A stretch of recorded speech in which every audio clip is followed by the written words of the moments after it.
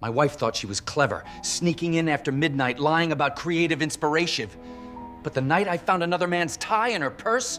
Lies have a rhythm, slow at first, then louder, showing up later and later until the person telling them can't keep pace anymore. For months, Vivian's heels clacking across our hardwood floor after midnight had become as predictable as tides. And there I sat again, in the dim corner of our townhouse, watching her tiptoe inside like a guilty teenager sneaking past curfew. I didn't move or speak until she thought she'd made it safely through the darkness. Creative inspiration strikes pretty late nowadays, I said calmly as I switched on the lamp. She jumped hard enough that her purse flew open across the rug. Keys, lipstick, breath mints, and a silk tie, navy with gold stripes. Not mine, I recognized the style immediately, the exact kind worn by Brandon Chase down at the yacht club. Vivian recovered quickly, pressing her manicured hand to her chest. Alex, you scared me half to death. I was at the studio. Long night, deadlines. Funny, I said, picking up the tie. I called your office at midnight. No answer. Drove by at 1:30. Completely dark. Before she could respond, her phone buzzed nonstop on the counter. A message flashed across the screen. You wore me out, babe. Next time, my place. Her face drained of color. Then, like flipping a switch, she went straight into indignation. You went through my phone? That's controlling, Alex. That's invasive. Controlling? I laughed. No, this is just me finally seeing what's right in front of me. I grabbed the small suitcase she supposedly used for inspiration trips and opened it. Lingerie I'd never touched, receipts for restaurants we'd never eaten at, and photos too many to count. My marriage wasn't cracked. It was shattered. How long? I asked. She straightened her posture, replacing fear with arrogance. Brandon understands my vision. My ambition. You just fix boats and drink cheap beers with Mick. That loser, I said quietly, served 3 tours. Brandon, meanwhile, inherited his entire personality from Daddy's wallet. Maybe I'm just tired of being married to someone going nowhere. I removed my wedding ring and set it on the table with a soft clink that felt final. You're right, I said. We'll talk about lawyers in the morning. She panicked then, her mask cracking. Alex, wait. It didn't mean anything. I walked away without answering.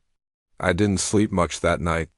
But by dawn, something inside me had hardened. While she showered, I opened her laptop. Password, our anniversary. The cruel irony wasn't lost on me. The folder labeled Creative Inspiration contained 8 months of messages, explicit pictures and detailed plans to ruin me. She and Brandon discussed framing me claim misuse, force a settlement, walk away with half of everything I'd earned. I saved all of it, printed copies, backed it up into cloud storage. When Mick called later that morning, I told him everything. Meet me at the Anchor, he said. Bring the evidence.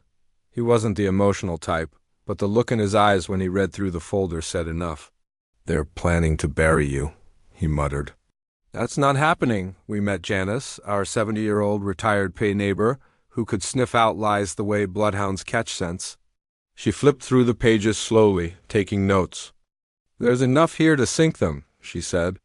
But we need more. Surveillance, witnesses, records. You're playing a long game now, Alex. So I played along. Let Vivian think I was clueless, acted normal, pretended I bought her excuses.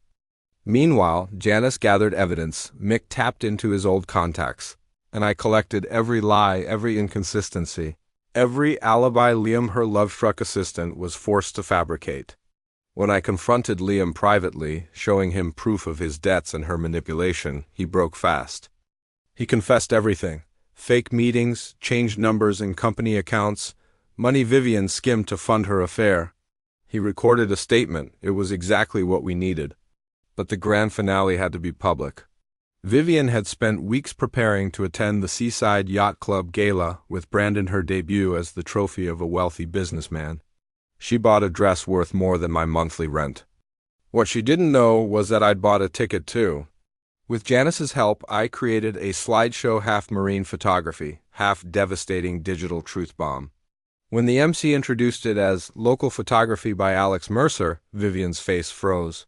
The room relaxed at first pretty ocean pictures, whales, boats. Then the tone shifted, hotel receipts, text messages, Photos of them slipping into the same hotel minutes apart.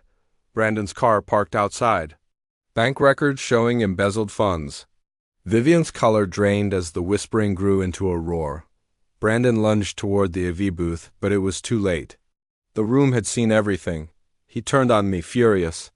I stepped aside and watched him fall into the champagne fountain, drenched and humiliated. Catherine, his wife, stood nearby in shock. I handed her a USB. "Everything he's been doing behind your back," I said quietly.